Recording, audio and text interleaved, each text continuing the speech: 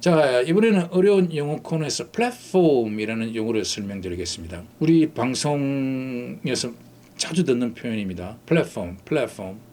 이 말도 그냥 흘려 듣고 넘어갈 말이 아니다 싶어서 제가 자료를 준비해서 강의를 시작합니다. 플랫폼의 가장 기본 개념은 일반 오프라인 공간에서 주변보다 높음에서 수평으로 팽팽한 장소를 이야기합니다. 높은 지대. 우리가 토목 공사를 할때 쭉 흙을 모아서 중간에 좀 팽팽하게 조금 높게 만든대. 영어로 하면 a level, usually raised surface, 이 표면을 올린 곳을 말합니다. 플랫폼 하면 대표적으로 생각나는 것이 기차역입니다. 기차 정거장. 여러분 서울역, 용산역 한번 생각해 보십시오. 교통 업무에 종사 중이신 분, 승객 등 다양한 이해 당사자들이 오가니까 거기에는 많은 광고판이라든지 식당, 커피숍 등등 다양한 먹거리, 볼거리가 모여들게 마련입니다. 이 플랫폼입니다. 이 플랫폼은 원래 중세 프랑스에서 유래되었다고 합니다. 플랫폼 해가지고 플랫폼, literally meaning platform, 즉 주위보다 높으면서 수평으로 팽팽한 장소를 뜻합니다. 원래 뜻이 그렇습니다. 그 사전적으로 보면은 기차역에서 승객들이 타고 내리는 단을 높인 장소, 플랫폼에서 여기 가면은 철로 옆으로 지면보다 높여서 설치해 놓은 팽팽한 장소. 그렇습니다. 본래 플랫폼은 기차를 승하차하는 공간이나 강사들이나 음악 지휘자들이나 선수 등이 사용하는 무대 강단 등을 뜻했습니다. 플랫폼. 구역된 땅. 경계가 없었는데 땅을 놓게 해가지고 땅이 구역되면서 용도에 따라서 다양한 형태로 활용될 수 있습니다. 그렇게 만들어 놓고 난 뒤에 그 토지 분양을 한다든지 해가지고 다양한 형태로 활용될 수 있게 만드는 것입니다. 그리고 정당 파티를 이야기할 때 파티마다 정강이 있습니다. 정당이 이루고자 하는 정책의 대강을 정강이라고 하는데 이것도 이때 플랫폼이라고 합니다. 파티 매니페스토. 그 당이 내밀고자 하는 기본 정치 이념, Statement of Political Party, 아주 중요한 말입니다. 각 정당마다 플랫폼이 없을 수가 없습니다. 정리를 해보면은 플랫폼이란 이해 당사자, 즉 공급하는 사람, 수요를 하는 사람, 다양한 복수 그룹의 참여자가 각 그룹이 얻고자 하는 가치를 공정한 거래를 통해 교환할 수 있도록 구축된 환경입니다. 플랫폼 참여자들의 연결과 상호작용을 통해서 모두에게 새로운 가치와 혜택을 제공해 줄 수 있는 상생의 생태계라고 할 수 있습니다. 목적성을 확실하게 가진 판매자와 구매자가 모이는 공간입니다. 저는 상당히 그 플랫폼을 많이 활용하는 사람 중에 하나입니다.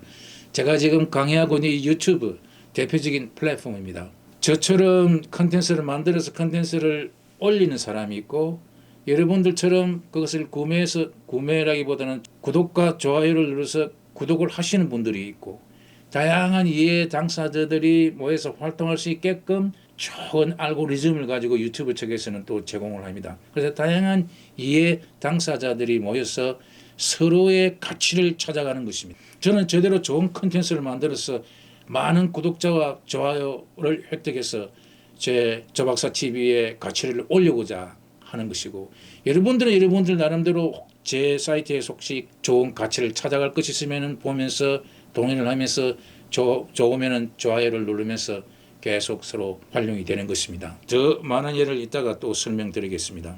그래서 어떤 서비스를 제공하는 사람과 어떤 서비스를 필요로 하는 사람이 모이는 공간이라면 그 모든 것이 공간입니다. 온라인 공간이든 오프라인 공간이든 공급을 하든 수요를 하든 플랫폼 참여자들 간의 상호작용을 이루는 하나의 상생관계 형성이 중요합니다. 제일 대표적인 가장 큰 온라인 플랫폼은 제 생각에는 월드와이드 웹입니다. 인터넷이라는 고속도로 위에 월드와이드 웹이라는 하나의 컨텐츠가 올려져서 엄청난 사람들이 여기에서 많은 것을 올리고 가져가고 합니다. 처음에 월드와이드 웹이 나왔을 때 많은 사람들이 홈페이지, 그 당시에는 야후라는 게 있어서 야후의 캐터고리 안에 내가 만든 홈페이지를 어디에 넣을 것인가 라는 고민을 굉장히 많이 했던 시기였습니다. 그때도 플랫폼 맞습니다. 그래서 월드와이드 웹 또 하나의 거대한 플랫폼입니다. 그리고 제가 이 유튜브 컨텐츠를 만들기 위해서 제가 개인적으로 많이 활용하는 크몽이라는 사이트가 있습니다. KMONG, 크몽. 이것도 아는 작은 플랫폼인데 여기에는 많은 전문가들이 집단을 이루어져 있습니다. 포토샵, 프리미어 만드는 전문가, 뭐 녹음을 전문하는 사람 등등, 회계 전문가들 등등 많은 전문가 집단이 모여 있습니다. 그리고 저같이 필요로 하는 사람들, 내가 포토샵 작업이 필요한데, 그리고 시그널 뮤직이 필요한데 있으면 저는 그 전문가들에게 주문을 합니다. 제 생각에는 비교적 다른 곳보다는 싼 가격에 할 수 있기 때문에 저는 즐겨 찾아가서 커몽이라는 사이트에서 많은 것을 가져옵니다. 즉 제가 찾고 싶은 가치를 찾아서 가져오는 것입니다. 그분들은 제가 원하는 가치를 공급을 해주시는 분들이고, 그리고 그 커몽을 만드신 분들은 중간에서 마진을 차지하면서 그 회사가 돌아갈 수 있게끔 아주 선순환 구조로 만들어 놓은 것입니다. 그래요. 전문가들은 자기 전문 영역을 세일하고 우리 같은 사람은 사서 사용합니다. 그 플랫폼을 다시 한번 대표적인 예로서 성강작을 다시 한번 설명드리면은 플랫폼의 진정한 의미를 새길 수가 있습니다. 성강장은 교통수단과 승객이 만나는 공간으로 사람이 많이 몰리는 이곳에서 다양한 형태의 비즈니스 모델로 부가적인 수익 창출을 할 수 있습니다. 주요 수익 모델인 승차 요금 외에도 광고료를 받고 철도청에서는 또 부가적인 비즈니스 모델로 상당한 다른 수입을 창출해내고 있는 것입니다. 그래서 성강장은 교통수단과 승객이 만날 수 있는 거점 역할을 하면서 교통과 물류의 중심이 되고 거래가 발생하게 됩니다. 이것이 대표적인 플랫폼입니다. 아날로그에서는 시장도 플랫폼입니다. 오랜 세월 동안 있었던 실크로드, 이것도 플랫폼입니다. 거기에서 많은 교육이 일어났습니다. 아라비아 상인들도 오고 우리 신라에서도 가고 많은 이해 당사자들이 가령 중국의 동호안 같은 곳을 지나면서 거래가 일어났습니다.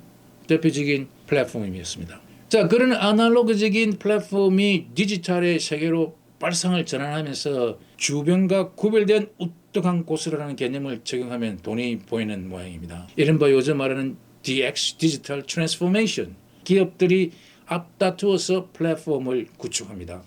제가 설명드린 이 유튜브라는 이거, 아무도 동영상에 대해서 이런 수요를 예측 못하고 있을 때 구글이 발빠르게 크리에이터들의 공간을 만들고 이것을 이용하는 이용자들의 수요에 맞게끔 이해 당사자들이 이익을 누릴 수 있는 공간으로 만들었습니다.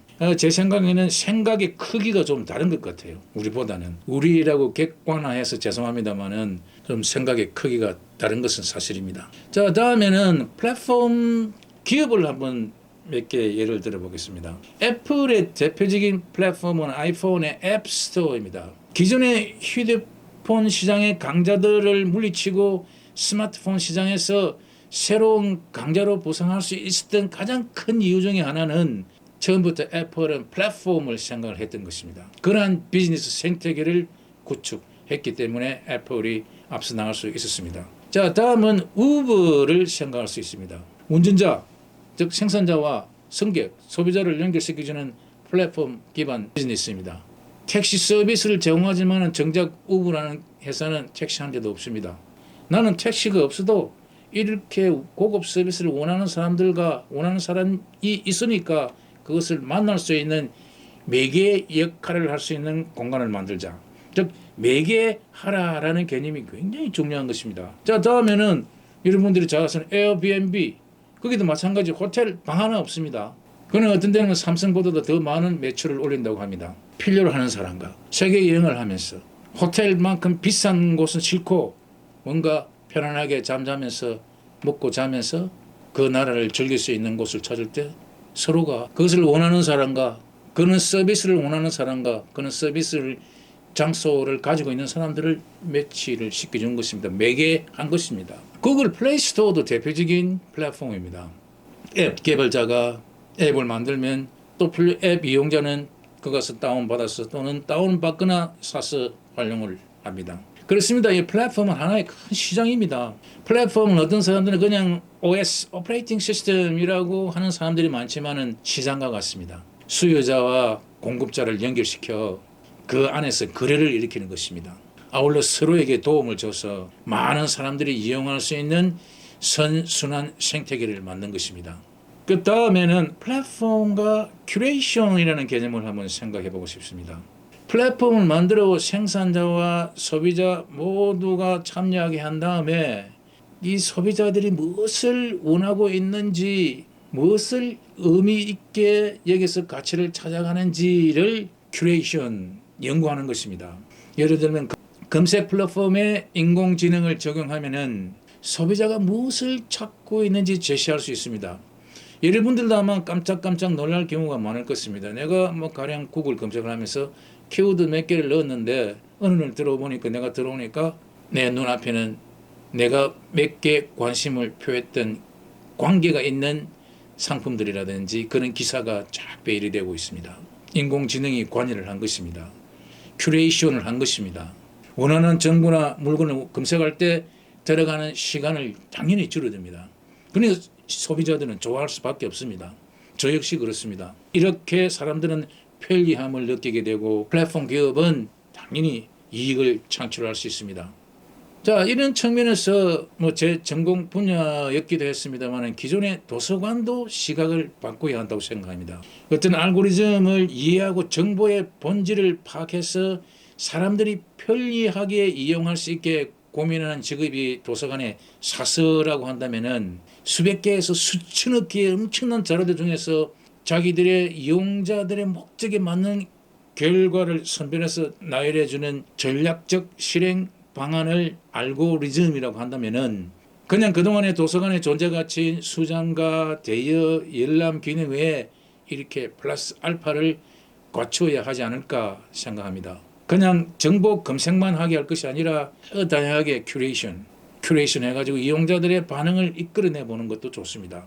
검색 플랫폼에 인공지능을 적용해서 소비자가 무엇을 찾고 원하는지를 알았듯이 기존의 도서관이나 기록관 등에서도 이를 활용해가지고 이용자 친밀형 검색 시스템을 만들어낼 수 있을 것입니다. 자, 뭐 글을 맺으면서 매개하라는 책 소개를 하면서 맺겠습니다. 연세대 임춘성 교수님이 좀 오래됐습니다만은 Go Between 매개하라는 책을 출판을 했습니다. 시간이 되시는 분들은 그 책을 한번 읽어보시고 매개하는 것입니다. Go Between.